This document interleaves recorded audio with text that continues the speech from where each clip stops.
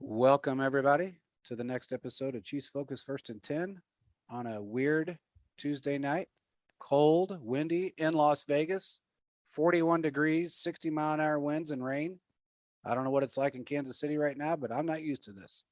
It's nice and warm, man. But I will tell you this: tomorrow we're getting all that wind, so Yeah, we'll be well, interested to see how that works out. yeah, man. I tell you what, I heard somebody. I talked to a one of our friend reporters today that was in Kansas City that went and played golf because it was so nice, Mm-hmm. and I had a few choice words for him. But it was nice and cold here today, and windy and rainy, and still windy and rainy, and just a weird weather out here for us. I mean, Yeah, that's true. I think the cloud rolled back in on the plane with the Raiders from that loss, and and Yeah, that is some on the field did not work out. no, that was a, that was a huge mistake. I Mhm. think it wouldn't have been so bad if it was just players, but then when you get coaches involved that went out there with them, wow, dude, They that were was really. I saw that, bro, and I just like, ooh, this is yeah, about to be interesting. yeah, I man. was like, I didn't tweet this, but I'm thinking to myself, this means war, basically. I I mean, did. I put it out there. I said this was a huge mistake. yeah, you said this was a huge mistake. I'm thinking, I don't want to jinx this, but I'm not really for sure. But I think this is a terrible move. I don't really know. So I was just like, well, we'll see what happens. And then when they got the fumble and touched on the first play again, I was like, yeah, I think this is one's gonna be about wrapped because it's the Chargers, bro. We've seen them do silly stuff like this, and they cannot seem to recover. It's sad sometimes for Yeah, them. yeah. Yeah, when the Raiders make a mistake, they make a mistake and they make big ones. And that Mm-hmm. game, you know, the one thing that I don't understand, and I was kind of confused on this the entire time. Why at halftime, when your quarterback is obviously not doing his job, Mm-hmm. why would you not at 35-3, 35 to nothing, whatever the score was at that point,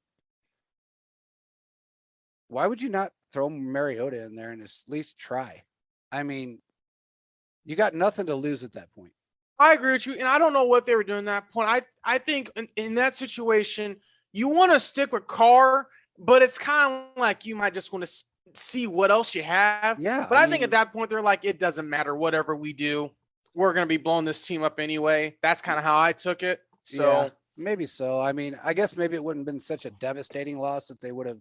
I think Mariota, he's more mobile, he is more and, mobile. He and might be. maybe Well, Derek Carr was able to get out of them some of them sacks, so maybe there. He did play. Derek Carr still went out there and tried every single play. he I give did, that to him. he He did, tried. he did. I mean, uh, it wasn't a lack of, I guess, a lack of effort on his part. I think he did. He was down on himself, and I can understand why. Um, that whole team, I don't understand it because they have talent and they normally and somebody asked me the other day, they didn't understand. They asked me actually today.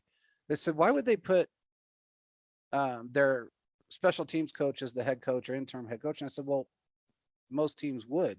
In a normal scenario, that's what they would do because the special team coach knows both sides of the ball. They know Yeah. special teams. They're affiliated with every part of the game, so that's who you would put in Mm-hmm. because it's just they're most familiar with the team. And he goes, really? And I said, yeah. I said, and then they turned around and they said, well, how come they didn't do that during this little debacle with the Chiefs? And I said, well, that was because Andy was still on the field. It wasn't like he wasn't on the field. He was still there. He just wasn't doing Mm-hmm. what he normally does. And that's And fair, yeah. I said, if he was off the field and not physically there, then that would have been a different story. And I said, I don't know what would have happened at that point. Mm-hmm. Um, and that may have been, this may have been by design. It may not have been. I don't know. But it proved a lot to a lot of people. And it proved what we had been saying for a long time. And everybody else picked up on it afterwards. But it is what it is. But going into this show, we've got a couple of COVID issues. One We do. is a positive issue, positive COVID. One is a protocol only. I know a couple of Arrowhead blanks decided to put out that Chris Jones had COVID. He's in protocol. Doesn't mean he has COVID. It's close contact protocol. He needs 2 positive tests in a row within a 24-hour period, and he'll be able to play. This does not mean that he has COVID. No one has announced that he has COVID so far that I've seen. And whoever did announce it, I think it was retracted. But And I think actually Arrowhead Attic was one of them too, because Yeah, I they have were. seen something that, our boy Philip had to call him out. So oh yeah, oh yeah. so There there was was a a couple couple, of- there was quite a few people at first that did. I was kind of like confused, but I Well, mean, there's it three- is what it is. There was 3 Arrowhead somethings that posted Mm. that he had COVID, and Mm. that's one rides the coattails of everybody else that has any kind of information, and then the other 2, they have information or they get information sometimes, and sometimes their riders just kind of go off on a tangent. But to a degree, it just happens. One of the ones that rides the coattails tends to go off on a tangent on everything. That again, it's a close contact situation. No one has said he's had COVID at this point from the team, and until they do, we're going to assume that he doesn't have it. He is That's vaccinated. what I'm thinking too. I So- mean, they would say something, but I Yeah. mean, tomorrow they're going to be leaving, so Yeah. he probably has already tested once, and he'll probably test in the morning. More than likely, yeah, So my guess is they'll know by tomorrow yeah. when they And then before they it's just funny the because presser. Nick Uh-huh. Jacobs put out a tweet today. I wonder how they would make the arrangements for travel for him. You just if- get in there that morning. It's just all that If they have to. Mahomes has got it covered. I mean, if he's got to get there quick enough, Mahomes will have that covered. He's got that jet set sitting and waiting, all fueled up, and if he wants Chris Jones there, and Chris Jones needs to get there, and he needs to be there alone, or he needs to get there without being around people. You got 2 choices. You got the jet that's owned by Arrowhead, or you got the jet that's Mahomes has got. Don't worry, they're gonna get there. That he's going to So, get there. I mean, so If he can play, that's perfect, because this is a big game. I mean, it's against the Chargers. But another move that was made today, just an hour ago, the Chiefs signed Elliott Fry, kicker, Yes. to their practice squad. This move is interesting because some people are concerned maybe Butker has code or is the protocols. And I just put out a tweet about probably 10, 15 minutes ago, and I try to clarify, but like from our perspective, we were saying this. This is probably an insurance move, just in case. This same kicker was using this insurance move for Atlanta, so I will not be surprised if Beach is doing the same thing. Yeah. Also, the Chiefs have 4 practice squad protections on 4 different players, so probably just having this guy just in case. Yeah. You never know. Butker could get COVID, and then we have no kicker. exactly. You didn't need that. You gotta So have they it. found someone they think who can work out. We have seen Brett Veach knows how to find players, and he's been really, really good at that. So I'm not worried with the move. Now, he's not going to take Butker's job. I don't see Butker going anywhere. But No. what I do see, just in case Butker can't go for a game or 2, you never know, we have this. Because when we see the Chiefs, sometimes our offense falters. They can't move the ball. happens. I mean, Yeah.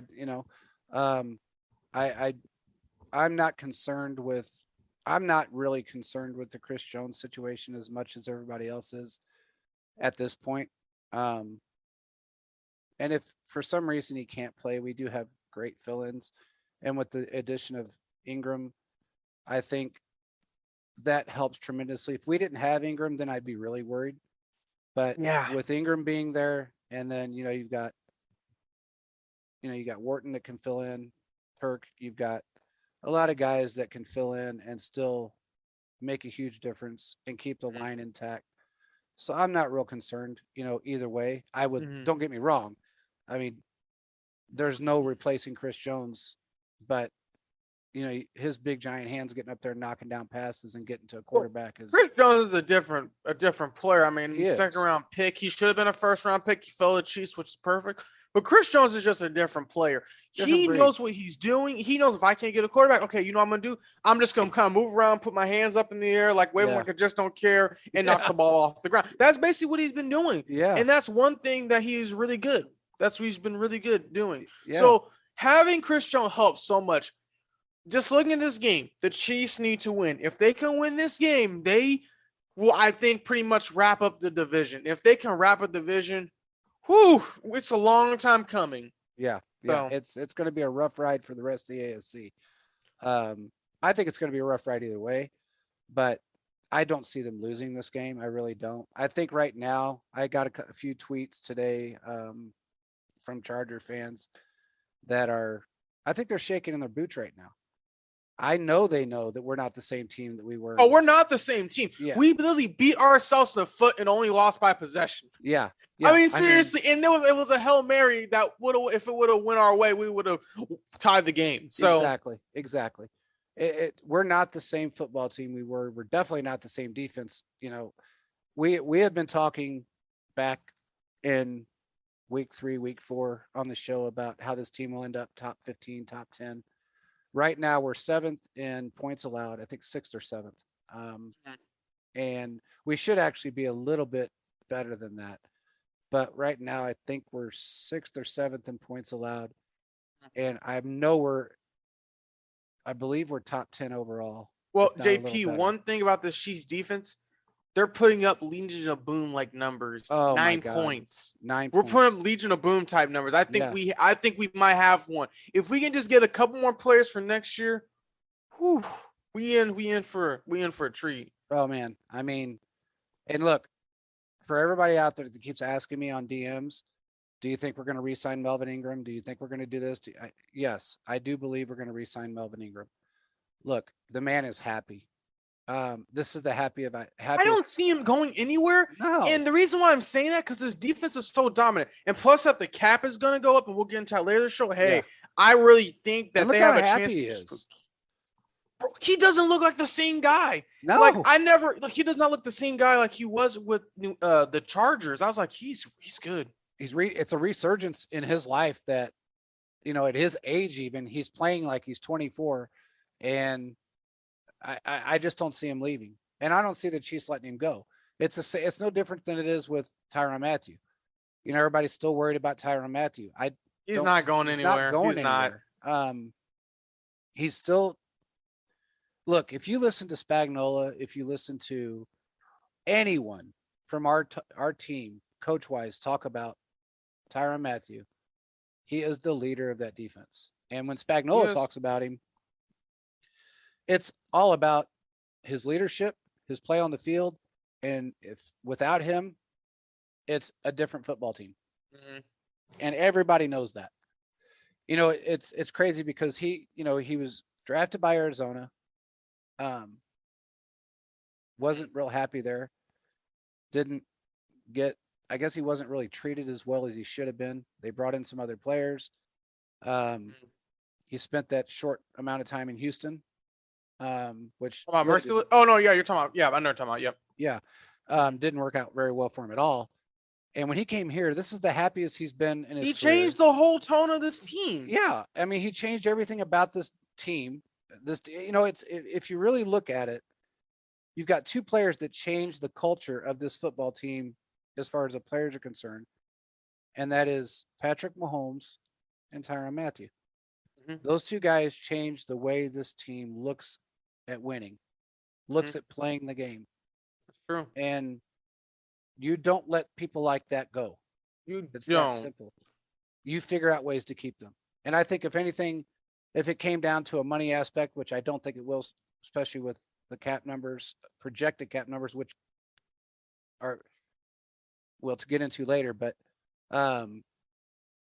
if it came down to money, even with, if the cap was in a bad, if it didn't work out, I think Mahomes and the rest of the team would figure out a way of coming up with the money to help keep him here. I'll just put it that way. Nobody wants him to go anywhere. No one does.